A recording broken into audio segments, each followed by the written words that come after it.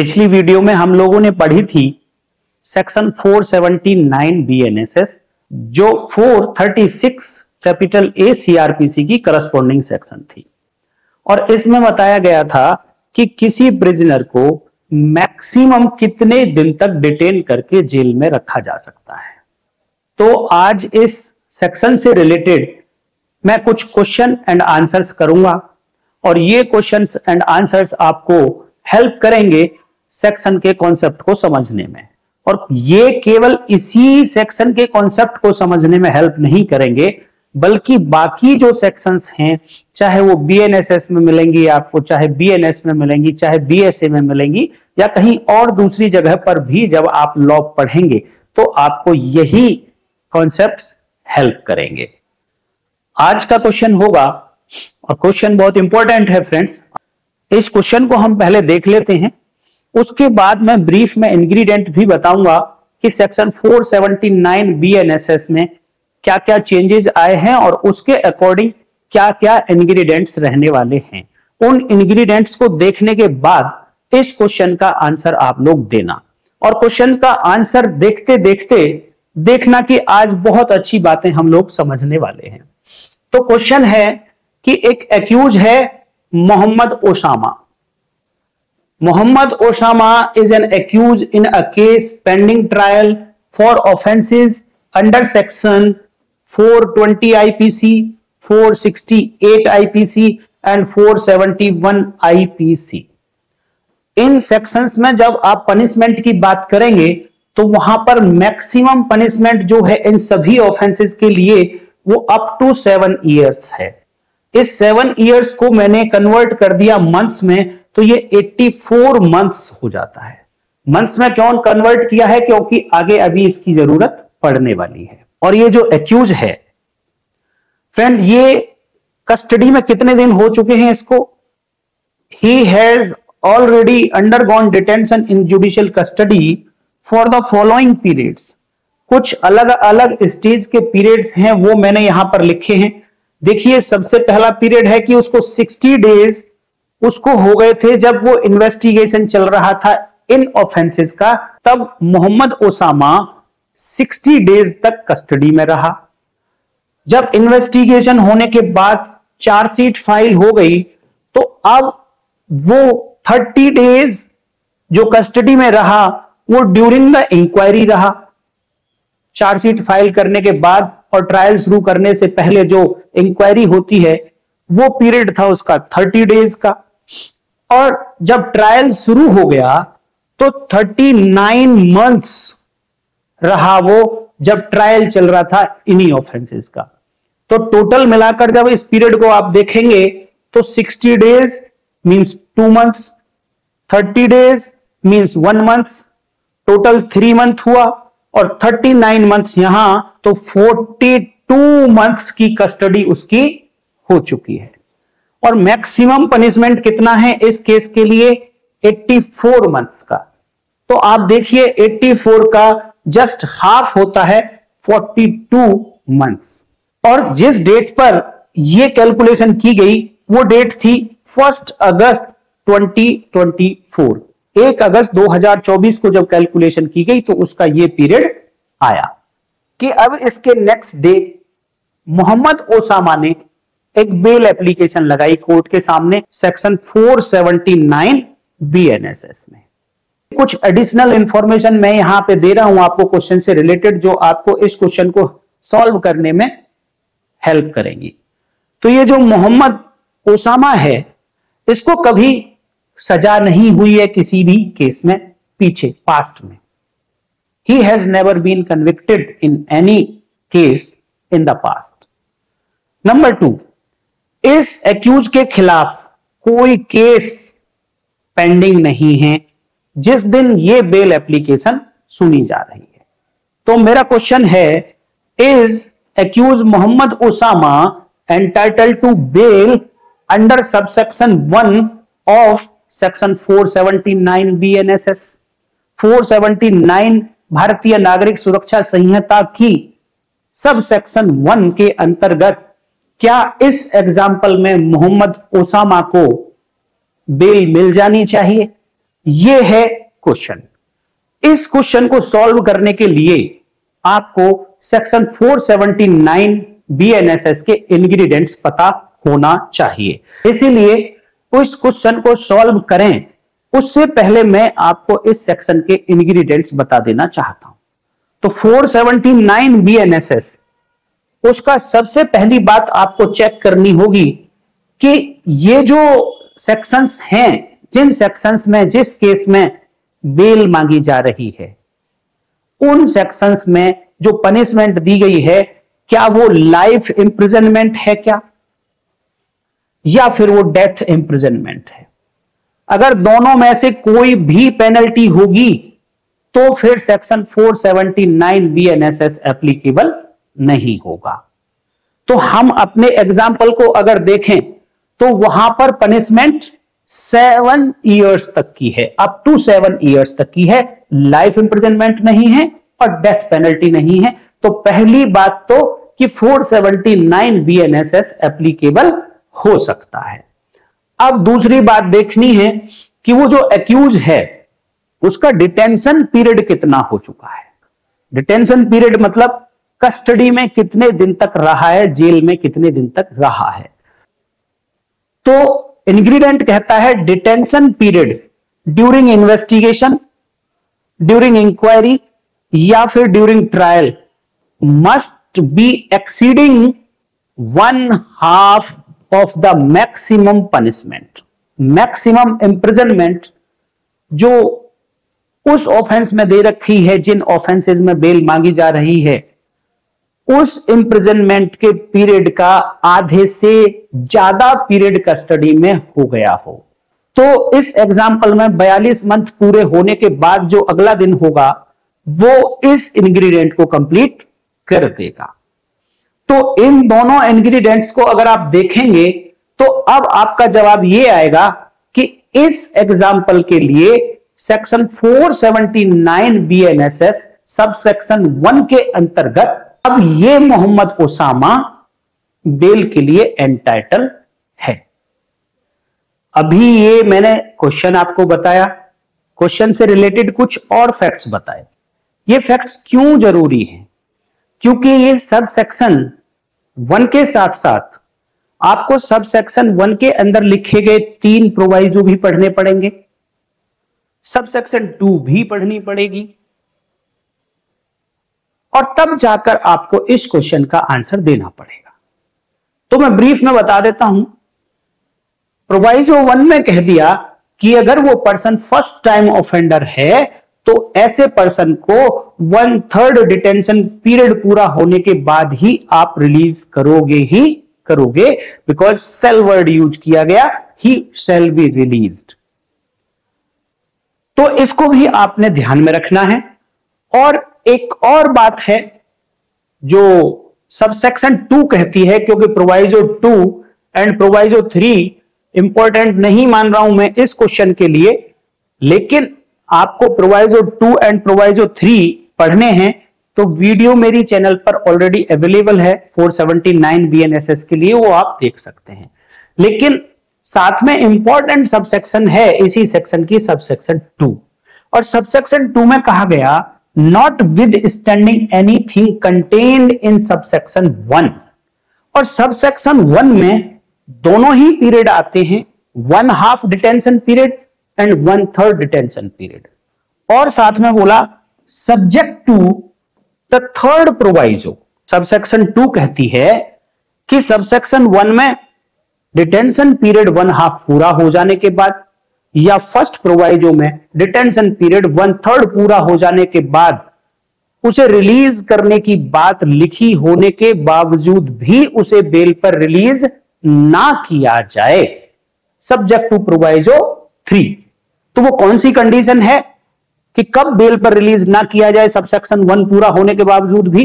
तो उन्होंने बताया वेयर एन इन्वेस्टिगेशन और इंक्वायरी और trial in more than one offenses or in multiple cases are pending against the person, he shall not be released by the court.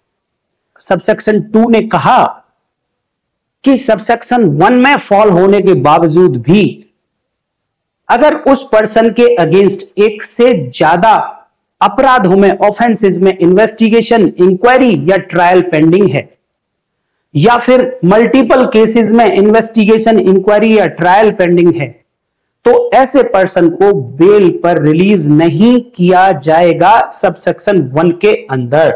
तो ये question फिर आप देख लीजिए। अब ये क्वेश्चन कहता है आधा होता है 42, इससे ज्यादा के पीरियड की उसकी कस्टडी हो चुकी है और ये पर्सन पहले कभी कन्विक्ट हुआ नहीं है और इसके खिलाफ कोई इन्वेस्टिगेशन या कोई केस पेंडिंग नहीं है, तो क्या ऐसे पर्सन को बेल मिलेगी? तो अब आपका जवाब आ रहा होगा कि हां, इसे बेल मिलेगी। सभी का लगभग यही जवाब आएगा कि हां, इसको बेल मिल जानी चाहिए, क्योंकि कोई रुकावट नहीं आती है। सबसेक्शन 1 के सारे इंग्रेडिएंट्स पूरे होते हैं और सबसेक्शन 2 की रुकावट वहां पर है नहीं। तो जनरली यही जवाब आएगा सभी का और मैं भी यही कहूंगा कि हां, उसको बेल मिल जानी चाहिए। लेकिन यहां से आगे दोस्तों शुरू होता है इंटरप्रिटेशन का खेल, और अगर आप इंटरप्रिटेशन सीख जाते हैं तो आप दूसरों से अलग हो जाएंगे। और फ्रेंड्स, आप देख रहे हैं लीगल नेम और मैं हूं संजीव सिकरवार। आप मेरे साथ हर रोज ये 15 से या 20 मिनट गुजारेंगे तो मैं ये दावा करता हूं कि आप दूसरों से डेफिनेटली अलग हो जाएंगे और वो सफर अब शुरू होता है। देखिए इंटरप्रिटेशन किस तरीके से हो सकती है। अभी सबका जवाब ये आएगा कि हां, इसको बेल मिल जानी चाहिए। बट अगर मुझे आर्गुमेंट करनी है पब्लिक प्रोसिक्यूटर की तरफ से कि इसको बेल नहीं मिलनी चाहिए, तो मैं क्या आर्गुमेंट, वैलिड आर्गुमेंट कर सकता हूं? तो अब इस इंटरप्रिटेशन के लिए मैं लेकर चलना चाहूंगा आपको सबसेक्शन 2 पर। जब सबसेक्शन 2 आपने पढ़ी होगी तो आपने देखा होगा कि सबसेक्शन 2 रोक लगाती है बेल पर छोड़ने से 1/2 डिटेंशन पीरियड पूरा हो जाने के बावजूद भी। लेकिन कंडीशन क्या है, कब रोक लगेगी?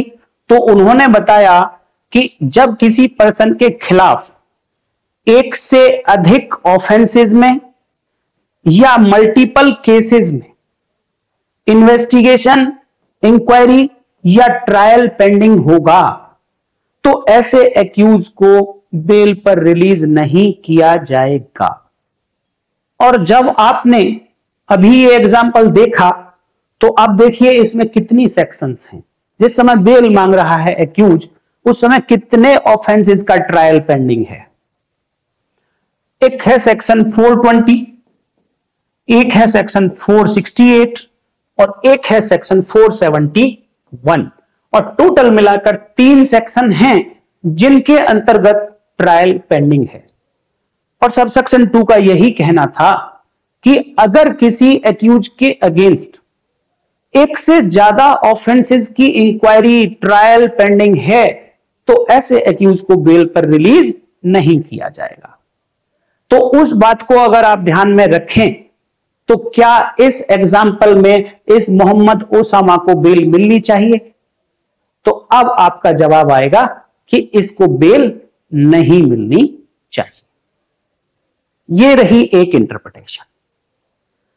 अब नेक्स्ट एक क्वेश्चन और पूछता हूं मैं आपसे कि क्योंकि प्रोवाइजो 1 ये कहता है कि अगर एक्यूज फर्स्ट टाइम ऑफेंडर है, फर्स्ट टाइम ऑफेंडर की डेफिनेशन पिछली वीडियो में मैंने बताई। हालांकि फर्स्ट टाइम ऑफेंडर का मीनिंग ये होगा कि अगर कोई पर्सन कभी भी पास्ट में किसी भी ऑफेंसेस के लिए सजा नहीं मिली है तो ऐसे पर्सन को कहा जाएगा कि वो फर्स्ट टाइम ऑफेंडर है। और मैंने इस एग्जाम्पल में आपको बताया कि ये पर्सन को कभी भी सजा नहीं मिली है, नेवर कन्विक्टेड, इसको कभी भी कन्विक्शन नहीं हुई है। तो मैं ये जानना चाहूंगा दोस्तों कि क्या इस एग्जाम्पल में मोहम्मद ओसामा को प्रोवाइजो 1 में बेल नहीं मिल जानी चाहिए क्या 1/3 डिटेंशन पूरा होने के बाद प्रोवाइजो 1 के लिए आपको चाहिए कि कभी वो कन्विक्ट हुआ ना हो? तो एग्जाम्पल में मैंने बताया कि वो कन्विक्ट नहीं हुआ है।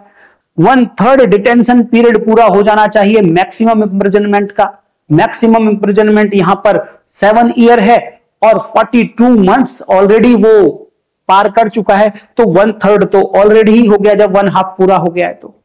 तो ये पर्सन तो 1/2 का इंतजार करे, उससे अच्छा है कि 1/3 पे ही बेल लगा दे और इसको बेल मिल जाएगी। और क्या फायदा होगा प्रोवाइजो 1 में बेल मांगने से दोस्तों? हाँ जी, ध्यान से सुनना, बहुत इंपॉर्टेंट बात है। सब सेक्शन 1 में कहा गया था कि 1/2 डिटेंशन पीरियड पूरा हो जाने के बाद उसको बेल पर रिलीज किया जाएगा। किस पर रिलीज किया जाएगा? बेल पर रिलीज किया जाएगा। और बेल की डेफिनेशन जब मैंने आपको पढ़ाई थी तो इसमें दोनों बातें थी कि वो बॉन्ड पर भी छोड़ा जा सकता है और वो बेल बॉन्ड पर भी छोड़ा जा सकता है। और बेल बॉन्ड का मतलब होता है कि श्योरिटी के साथ अंडरटेकिंग, और बॉन्ड का मतलब होता है पर्सनल बॉन्ड या फिर विदाउट श्योरिटी अंडरटेकिंग। लेकिन प्रोवाइजो 1 में क्या कहा गया? प्रोवाइजो 1 का फायदा देखिए, 1/3 डिटेंशन पूरा होने के बाद उसको प्रोवाइजो 1 में केवल और केवल बॉन्ड पर छोड़ने की बात हुई है। तो इस एग्जाम्पल में एक तो यह बात हुई कि क्योंकि एक से ज्यादा ऑफेंसेस का ट्रायल पेंडिंग है, इसलिए इस पर्सन को बेल पर नहीं छोड़ा जाएगा। एक और अच्छी इंटरप्रिटेशन देखिए, यहां से आप लॉ पढ़ना सीख रहे हैं धीरे धीरे। मेरे साथ मैं कह रहा हूं कि ये 15 से 20 मिनट गुजारेंगे तो आप दूसरों से अलग हो जाएंगे। और 15 से 20 मिनट गुजारने के लिए आपको चैनल को सब्सक्राइब करना पड़ेगा। अभी तक नहीं किया है तो चैनल को सब्सक्राइब कर लो और वीडियो को लाइक भी कर देना। देखिए, सब सेक्शन 2 में 2 टर्म यूज हुई। एक टर्म थी मोर देन 1 ऑफेंसेस या फिर मल्टीपल केसेस। 2 टर्म यूज हुई हैं कि या तो एक से ज्यादा अपराध का इन्वेस्टिगेशन, इंक्वायरी या ट्रायल पेंडिंग हो, या मल्टीपल केसेस का इंक्वायरी, इन्वेस्टिगेशन या ट्रायल पेंडिंग हो। तो क्या मोर देन 1 और मल्टीपल में कोई डिफरेंस है? मोर देन 1 और मल्टीपल में कोई डिफरेंस है? डिफरेंस है, तभी उन्होंने ये 2 वर्ड्स यूज किए। जब मोर देन 1 यूज किया है उन्होंने तो ऑफेंस के साथ यूज किया, और जब मल्टीपल यूज किया है तो केसेस के साथ यूज किया है। और मोर देन 1 के लिए आप एक एग्जांपल मैं आपको देता हूं। पर्सन के अगेंस्ट 2 ऑफेंसेस का इन्वेस्टिगेशन पेंडिंग है, तो क्या ये 2 मोर देन 1 है? सबको पता है कि यस, मोर देन 1 है। 3 मोर देन 1 है? यस, मोर देन 1 है। इट मींस जब जब मोर देन 1 की बात होगी तो 2 या 2 से ज्यादा, सब कुछ मोर देन 1 कहलाएगा। इसका मतलब मल्टीपल कुछ और है। मल्टीपल केवल उन बातों के लिए नहीं कहा गया जहां पर 2 या 2 से ज्यादा केसेस इन्वॉल्व होंगे। इट मींस मल्टीपल के लिए क्या चाहिए? मोर देन 1 से अगली स्टेज। इट मींस कि अगर किसी पर्सन के अगेंस्ट 3 या 3 से ज्यादा केसेस का इन्वेस्टिगेशन, इंक्वायरी या ट्रायल पेंडिंग है, देन कहा जाएगा कि मल्टीपल केसेस का इन्वेस्टिगेशन, इंक्वायरी या ट्रायल पेंडिंग है। और अगर 2 केसेस का इंक्वायरी, इन्वेस्टिगेशन या ट्रायल पेंडिंग है तो वो इस टर्म में आ जाएगा मोर देन 1 ऑफेंसेस के लिए। तो लेजिस्लेचर ने जो वर्ड्स यहां पर यूज किए उनको आपने ध्यान से पढ़ना है। तो इस एग्जाम्पल में मोहम्मद ओसामा को बेल देने से किस बात ने रोका? कि वो 1 से ज्यादा ऑफेंसेस का ट्रायल उसके अगेंस्ट पेंडिंग था। तो मैं क्या करता हूं अब? तो मैं अब यहां पर क्वेश्चन में थोड़ा सा चेंज कर देता हूं और क्वेश्चन में ये जो 468 सेक्शंस थी इसको हटा दो, ये जो 471 सेक्शन थी इसको हटा दो। तो अब क्वेश्चन रह जाता है कि ओसामा के अगेंस्ट जो केस है वो केवल 420 आईपीसी का है। तो अब केवल एक सेक्शन रह गई, मोर देन 1 सेक्शन वाला बार हट गया और इसके खिलाफ कोई दूसरा केस पेंडिंग नहीं है तो वो भी बार हट गया। तो अब क्वेश्चन में फिर से वही पूछना चाहूंगा आपको कि डिटेंशन पीरियड तो वही 42 मंथ्स हो चुके हैं या फिर 1/3 पूरा हो चुका है, तो क्या अब उसको बेल मिल जानी चाहिए? तो अब तो आपका आंसर आना ही चाहिए कि अब उसे बेल मिल जानी चाहिए। अब ये तो बात हुई कि जो डिफेंस काउंसिल हैं बेल मांग रहे हैं, उन्होंने अपना बता दिया कि मुझे बेल मिल जानी चाहिए। अब मैं ये कहता हूं कि आपको एक अपोजिट पार्टी की तरफ से अपीयर होना है तो आपको इसके अपोजिट बोलना है, तो आप क्या इंटरप्रिटेशन कर सकते हैं? अब मैं आपको लेके चलता हूं सब सेक्शन 1 479 बीएनएसएस। मैं कहता हूं आपको वैलिड आर्गुमेंट देना है। एक आर्गुमेंट को कोर्ट चाहे माने या ना माने, बट आपका आर्गुमेंट एज पर लॉ होना चाहिए। और वो आर्गुमेंट क्या हो सकती है आपकी कि अब मोहम्मद ओसामा को बेल फिर से नहीं देनी। तो सबसेक्शन 1 जब आप पढ़ते हैं तो वहां लिखा है where a person has during the investigation, inquiry और trial under this Sanhita of an offence under any law undergone detention for a period exceeding 1/2 and so on, जो आगे की सारी बातें 1/2 of the maximum imprisonment for that offense, वो सब कुछ आगे लिखा है। तो आपको इस क्वेश्चन में ध्यान देने वाली बात यह है कि एप्लीकेशन मोहम्मद ओसामा ने जब लगाई है वो 2 अगस्त की बात कर लेते हैं। 2 अगस्त 2024 को बेल एप्लीकेशन लगाई है और 2 अगस्त 2024 तक इस नए कानून को, भारतीय नागरिक सुरक्षा संहिता को लागू हुए केवल और केवल 1 महीना हुआ है और हमें डिटेंशन पीरियड कितना चाहिए? 42 मंथ से ज्यादा का चाहिए।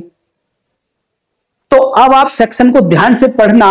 उन्होंने बोला है कि वो जो ट्रायल है जब का डिटेंशन पीरियड आपको चेक करना है, इंक्वायरी है या इन्वेस्टिगेशन है, ये डिटेंशन पीरियड इन प्रोसीडिंग्स के दौरान का चेक आपको करना है। और ये प्रोसीडिंग्स कहां हुई हो?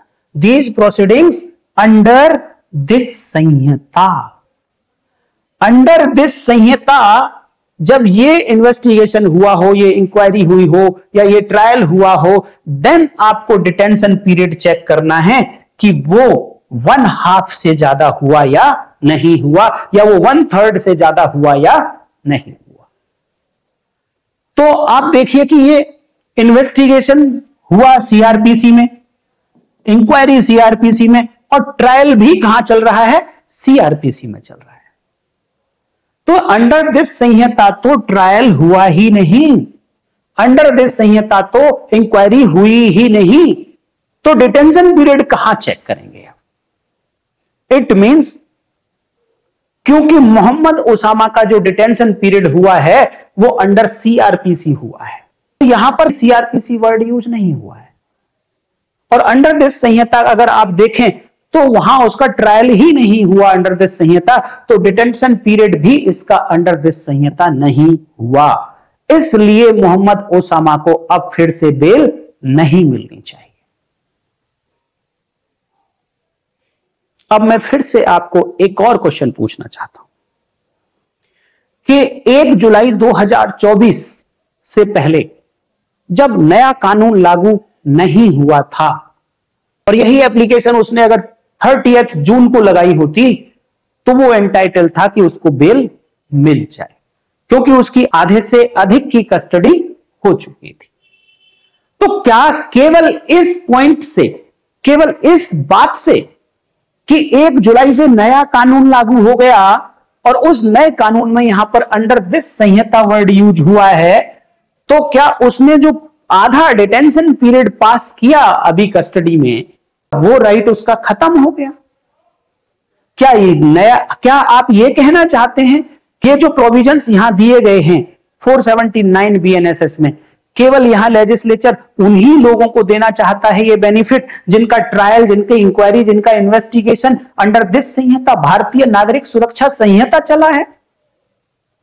देखने से तो ऐसा ही लगता है, लेकिन मेरा मानना है कि वो जो डिटेंशन पीरियड उसका हो चुका है आधे से ज्यादा, केवल इस बात से नहीं रोका जाना चाहिए क्योंकि उसका ट्रायल या उसकी इंक्वायरी अंडर सीआरपीसी हुई है, अंडर दिस संहिता, भारतीय नागरिक सुरक्षा संहिता नहीं हुई। तो अब आपसे फिर एक वैलिड आर्गुमेंट मांगा जाता है कि आप दो कि नहीं, इतना होने के बावजूद भी आपको डिफेंस काउंसिल है और आपको बिल चाहिए, तो आप क्या आर्गुमेंट करेंगे? तो यहां से मैं ये जानना चाहता हूं आप लोगों से और लीगल फील्ड के लोगों से कि क्या ये सेक्शन 479 बीएनएसएस रेट्रोस्पेक्टिव इफेक्ट से भी एप्लीकेबल होगा, सीआरपीसी के लिए भी एप्लीकेबल होगा? मैं एक और क्वेश्चन पूछना चाहता हूं आपसे कि चलो अंडर दिस संहिता उसका ट्रायल नहीं हुआ तो 479 बीएनएसएस में वो एप्लीकेशन नहीं लगा सकता, तो उसका ट्रायल सीआरपीसी में हुआ है, तो क्या 436 कैपिटल ए सीआरपीसी में बेल लगाकर वो बेल ले सकता है 2 अगस्त 2024 को? अब नया कानून लागू है और 1 जुलाई 2024 से ही सीआरपीसी को रिपील कर दिया गया है, तो क्या ये 436 ए सीआरपीसी में एप्लीकेशन लगाकर वो कह सकता है कि मुझे आप 479 बीएनएसएस में अगर बेल नहीं देते हैं क्योंकि वहां अंडर दिस संहिता लिखा है, तो मुझे आप 436 ए सीआरपीसी में दे दीजिए?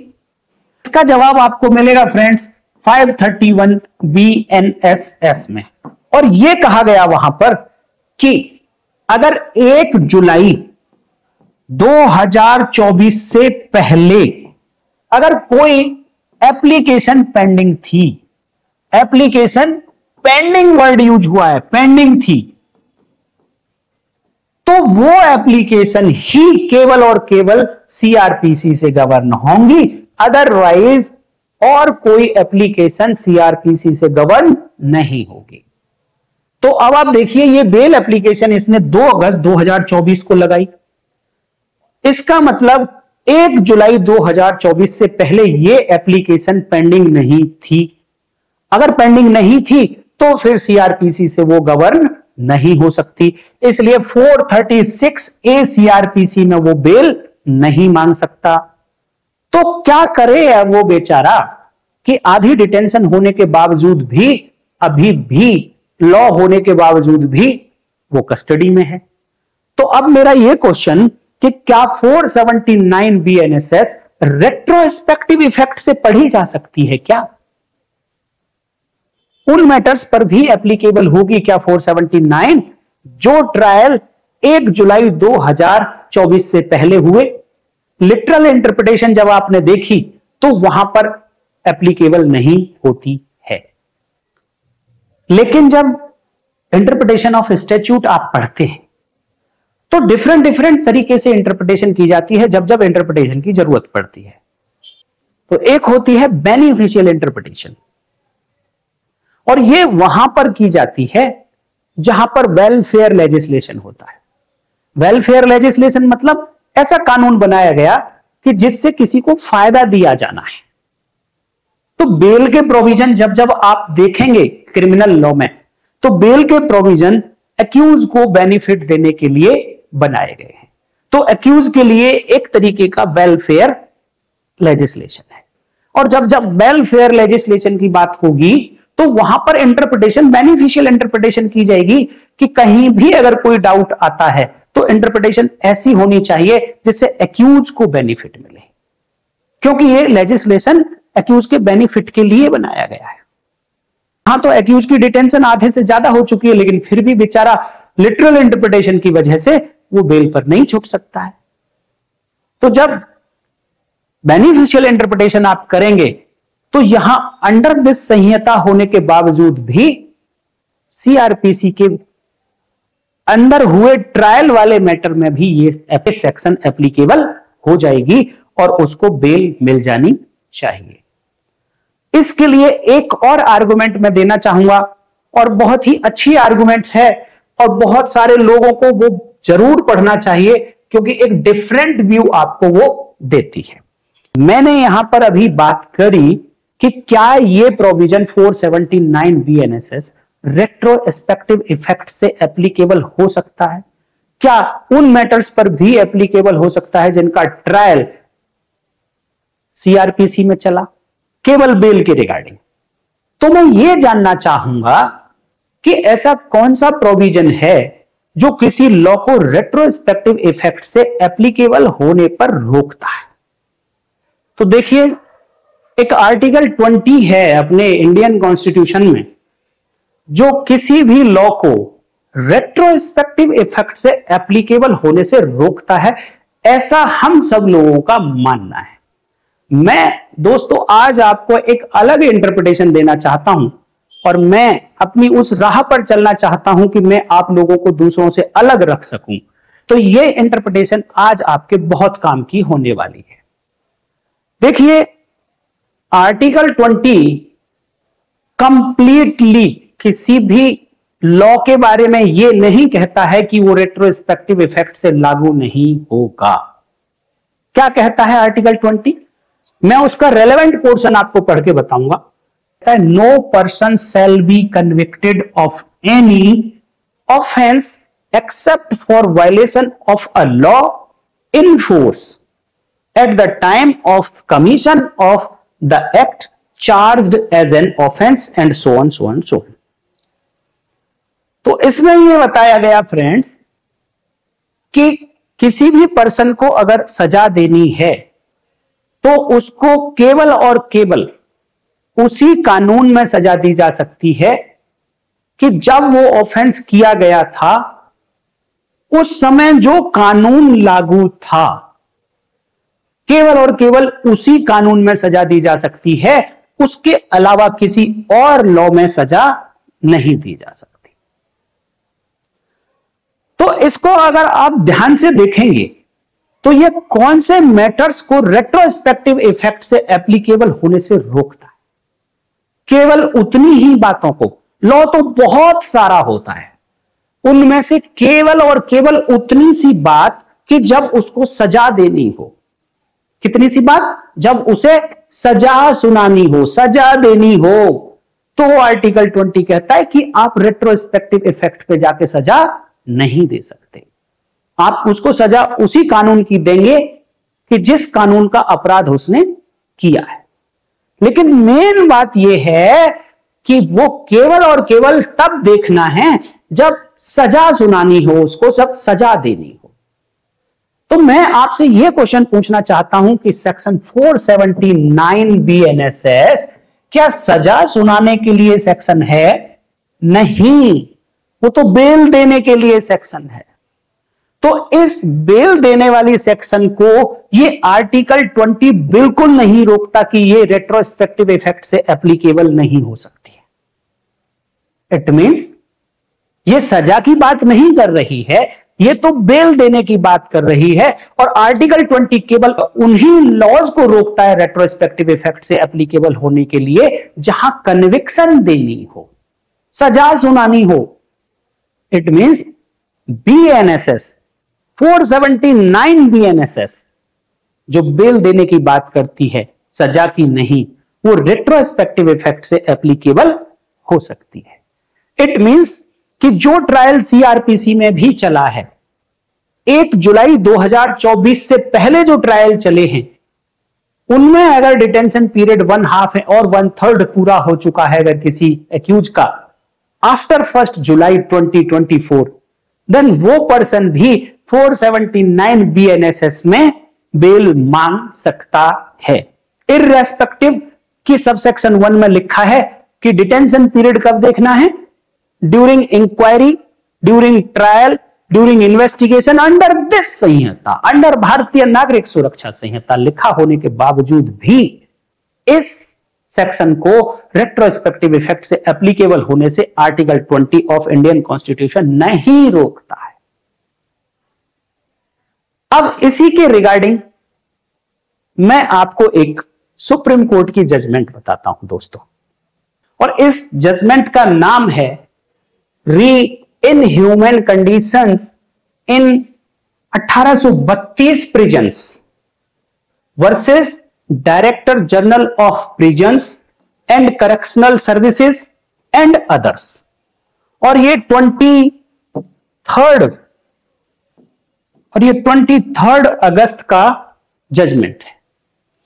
इसमें क्या हुआ, इन्होंने एक PIL फाइल की और इसमें यही कहा गया कि क्योंकि नया कानून 1 जुलाई 2024 से यह कहता है कि जो फर्स्ट टाइम ऑफेंडर्स हैं और उनका डिटेंशन पीरियड 1/3 हो चुका है उनकी इंप्रिजनमेंट का, मैक्सिमम इंप्रिजनमेंट का, तो उनको बॉन्ड पर रिलीज किया जाए, कोर्ट उनको बॉन्ड पर रिलीज करें।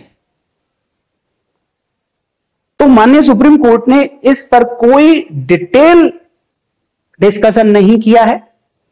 केवल और केवल एडिशनल सॉलिसिटर जनरल से पूछा गया कि आपका क्या स्टैंड है इसके बारे में, क्योंकि ये अंडर दिस संहिता यहां पर लिखा हुआ है, तो क्या ये रेट्रोस्पेक्टिव इफेक्ट से उन लोगों पर भी एप्लीकेबल होगा जिनका ट्रायल CRPC में चला है और डिटेंशन पीरियड 1/3 या 1/2 पूरा हो चुका है।